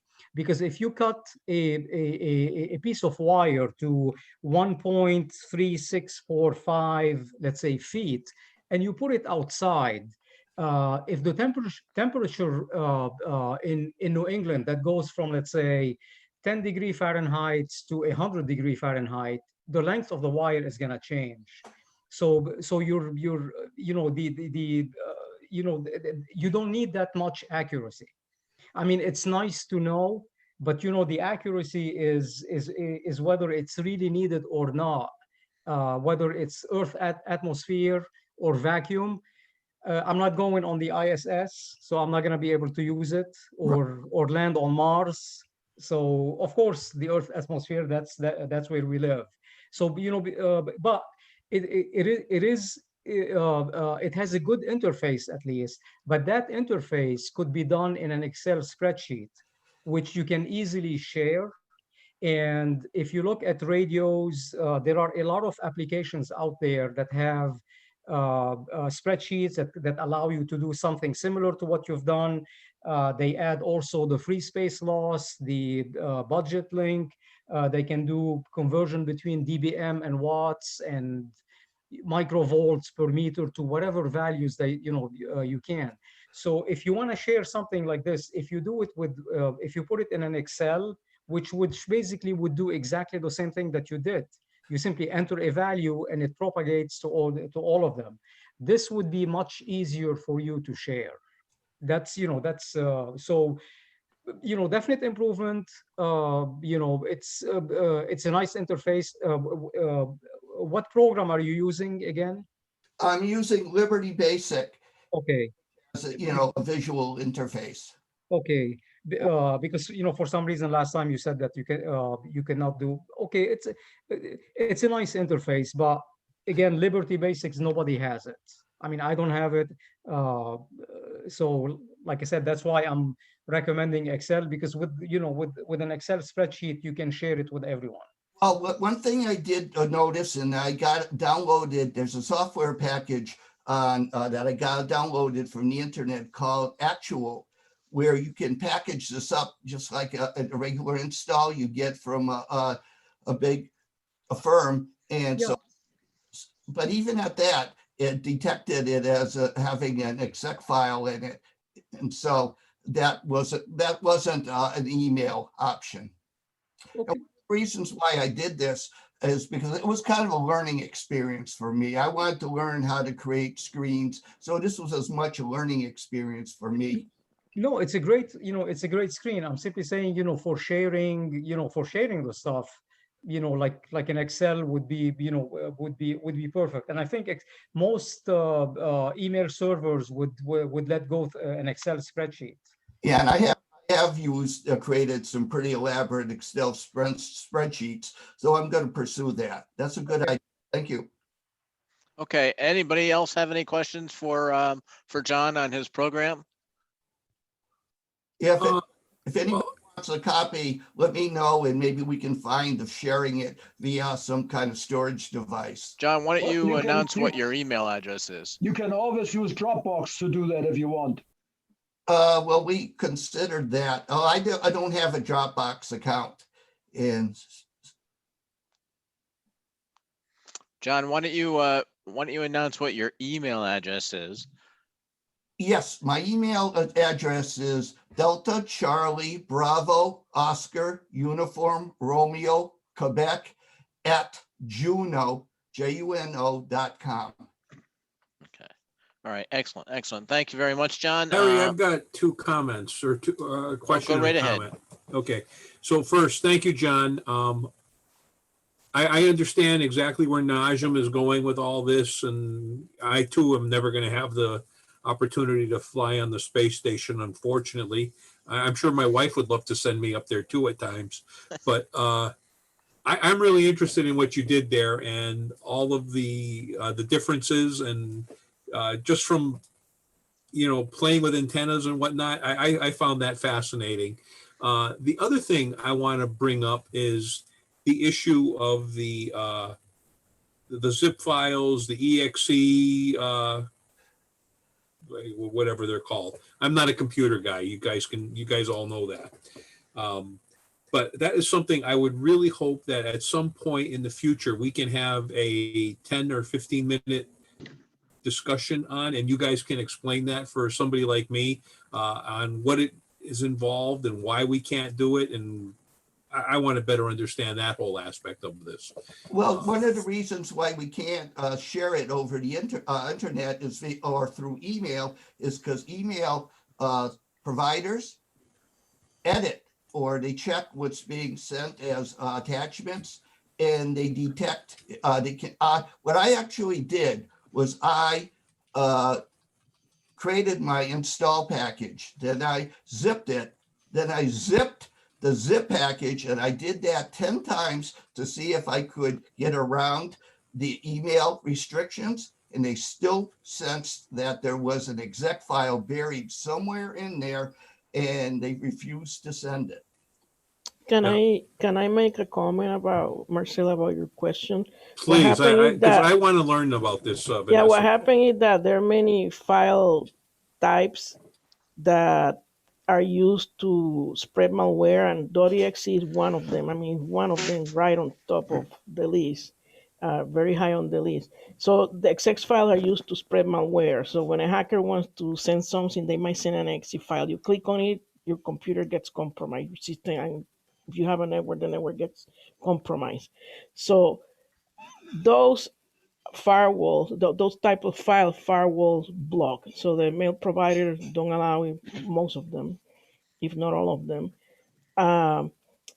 The other thing is, I don't know that software that was used to create the distributable package, but that's another concern, that will have to be looked at. Then we get into the issue, okay, what are the tools we are using? Are those tools secure?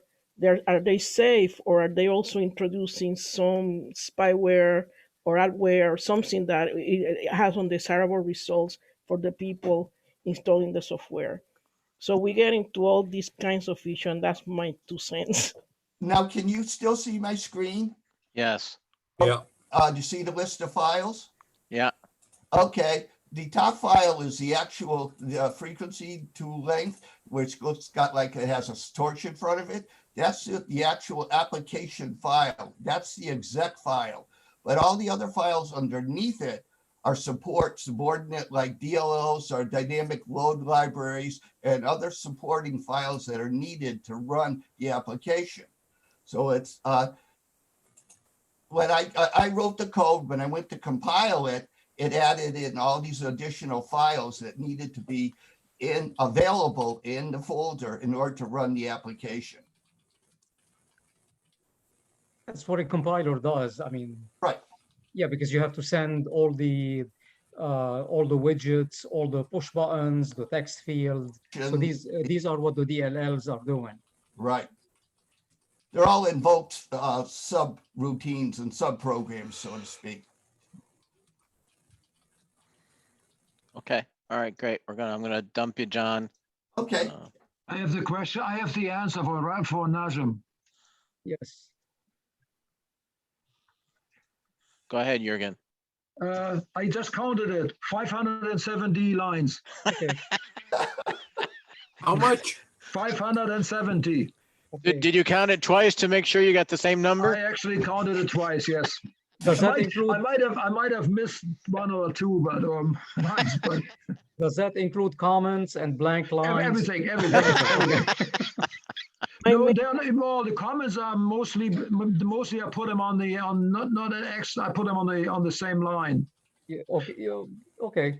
That's Yeah. with a delta of 0.2005. What is that? Error. I'm just joking. My A errors, margin yeah, of probably. error, a delta of 0.02005 Yeah, error. right. All right, Yeah, excellent, excellent. I'm just going to do a last call. Is there anybody else that would like to present anything tonight? Okay, any other questions for any of the presenters before the judges make their announcements, however they're coordinating? Okay, well, you guys, Marcel, Gary, and Najim, go do your thing, whatever you have to do. And we'll give you like 3 minutes and then you can come back. And unless So how do you're we- already coordinated and you're already ready. We're almost ready. I think we're texting. I don't know if Marcel is texting. Okay, all right. So let's just move forward. I'm just going to go through a few announcements and then we'll fall back to you, Najim, and Marcel and Gary. So next month we have Mariusz, KB1MDS, who's going to talk about how he and his class talked to the International Space Station. Should be a really cool meeting. It should be a really cool meeting. And then in June, we have elections. Now, I've asked my board, and my board is going to hang on and continue for another year. But if there's anybody out there that would like to join the board, you're welcome to run, and we'll do a vote or something. Or if you want to help the club in any way, we're always looking for people that will can help and do things that you don't have to be on the board for. And I've had a few people ask, and a few people are already doing things or have done things in the past. So you don't have to be a board member to help the club. You can toss us ideas. You can help out a number of different ways. You can contribute to Zero Beat. You can contribute to helping us organize not only meetings. Gary's doing a great job with meetings, and I probably fed him about 4 years worth of meeting ideas in the last couple of months. But also our Share the Knowledge sessions, which are little 1 hour, 45-minute to an hour non-meeting meetings. We did one on CW. We did one on, we haven't done the Arduino one. Najim will be doing that one of these days soon. But the CW one, CW Academy one was a lot of fun. And we all, before the CW Academy started, we were all showing off our CW paddles and keys, and that was a lot of fun. But if you want to help the club, you don't have to be a board member. Just ask anybody on the board or ask myself, and give us your ideas, and we'll find something for you to do. There's lots of things to do and lots of different ways you can help. And the more you get involved and the more we work with the club, the better the club does. And all. So anyways, the June meeting is elections, and hopefully field day talk too. Hopefully everything will continue, and we will be going to the School Street Park in Agawam, which is where we were 2 years ago and prior years. It's a great field. It's right off of River Road in Agawam, and it's a beautiful area. We have bathrooms to use, and unfortunately the water park won't be open. But when we were there 2 years ago, it was a hot June, and everybody was hoping the water park would be open, and I think they opened it a week later. But anyways, that's field day coming up, and we'll start talking more about that next month. And the club does not meet in July and August, so everybody can go off and do their vacation stuff and relax and all, and then we start again in September. Let's see here. Do we have any other announcements? Is Aaron still here? Are you still here, Aaron? Yes, I am. Oh, you are there. Okay. You want to announce what Franklin County is doing, please? Well, we don't know about field day yet. We're going to do a poll about that. But on Monday, we're having our meeting, and we're having Dr. Bob Weller, who's a local, lives in Montague or Leverett, who worked at Woods Hole Oceanographic Institute for 40-something years. And we're going to have him do a little talk about radio stuff that they used out finding the Titanic or whatever he did. I'm not really sure exactly what he did, but he worked with the guy who's at Woods Hole, whose name escapes me. Ballard. Yeah, Dr. Ballard, for years and years and years. And so we'll be having him talk on Monday at 7:00, and should be interesting. Cool, cool. I hope to be part of that and participating in our Monday Night Net. And if for some reason you guys decide not to do field day, you're more than welcome to come join us. If we do not do field day, I will be joining you guys. Cool, cool. I sorely miss field day from last year. Oh, we all did. I know, we all did, but circumstances changed. Does anybody have any questions for Aaron? For those of you that don't know, Aaron's president of Franklin County Club, which is up towards Greenfield and surrounding towns. They have some repeaters and good group of people up there. Let's see here. What else going on? Najim and Marcel and Gary, you guys ready? Yep. Okay. Take it away. Who's the speaker? Are you not? Is that you, Najim, or you not? I mean, the good thing is we came pretty much to the same consensus. So send hate email to. No, it's we came in like Jürgen and Charlie is a tie. You know, it's one is great hardware, one is great, software development, and then third would go to John. So we're gonna have a tie for 1 and 2. Okay, that's good. That works good. And for you guys, we have a surprise prizes, which will arrive in your mailbox sometime in the next week or two. So I'm not going to tell you what it is, but Cancun vacation. You get to accompany Puerto Jürgen on Vallarta his for Cancun vacation. Puerto Vallarta for Jürgen. Absolutely. Yeah.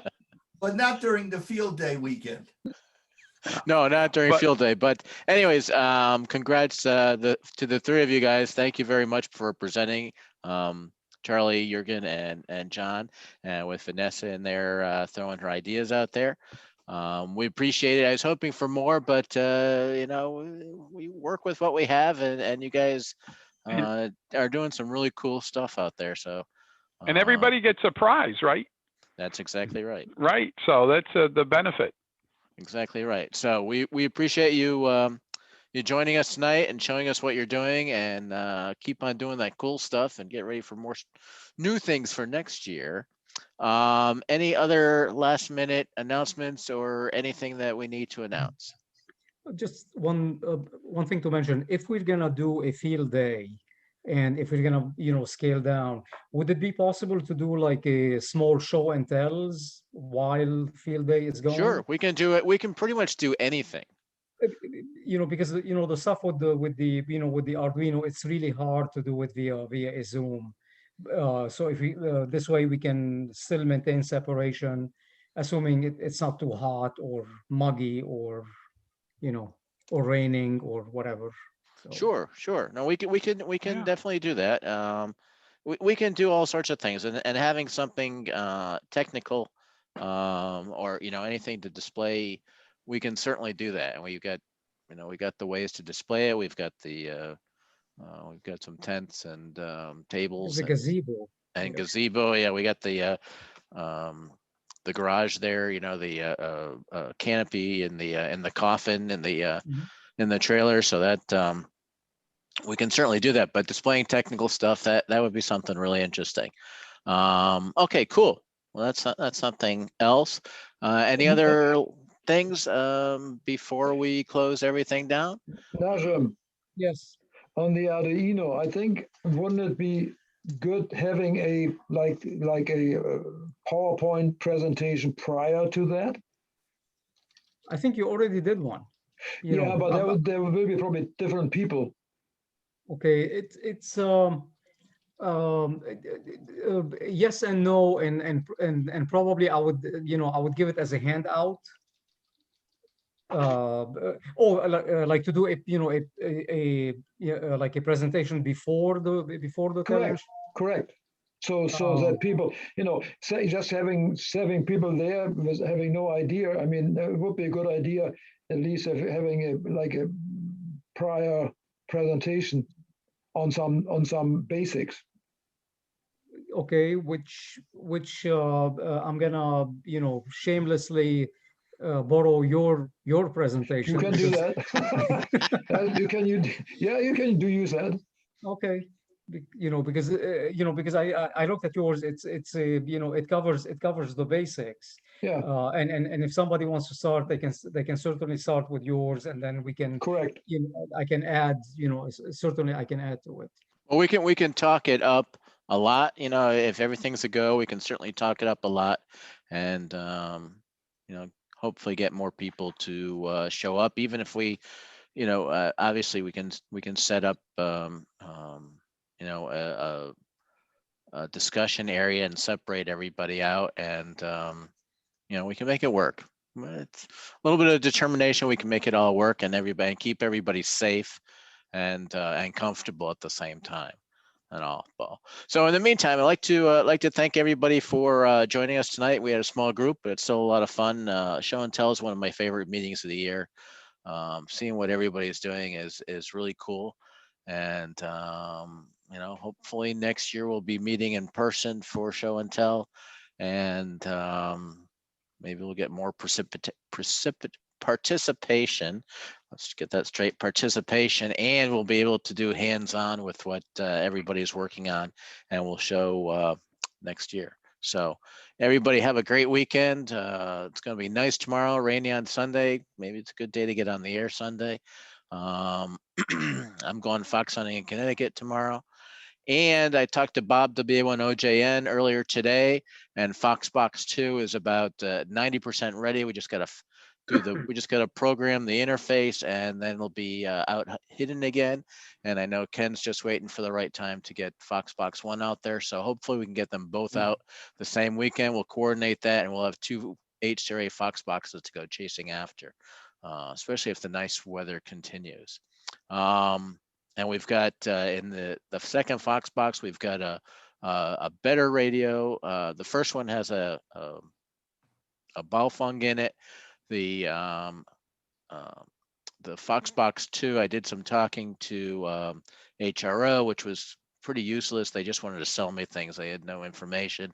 So I spent some time talking to DX Engineering, and we ended up buying a Yaesu HT, which they assured me has a much better receiver than the Baofeng, so it can be picked up further away, triggered further away than a mile and a half, and make hunting for it a little more challenging. And we got some ideas on how to make things work good for that. So anyways, thanks again for coming out tonight, and everybody have a great weekend. And for those that don't know, Ken, KD1KU is the new Zero Beat editor. He did that fabulous Zero Beat that everybody got. And everybody have a good night. Thank you. Good, Larry. Good night. 73 all. 73. Have a good one. Thank you. Thanks everybody who presented. Great job and all the care that went into it. And we love you all. Take care. Thank you very much. Thank you. 73. Good night. Thanks, Larry. You're welcome. Take care, Ann. Have a good weekend. Thank you, Larry. Bye-bye.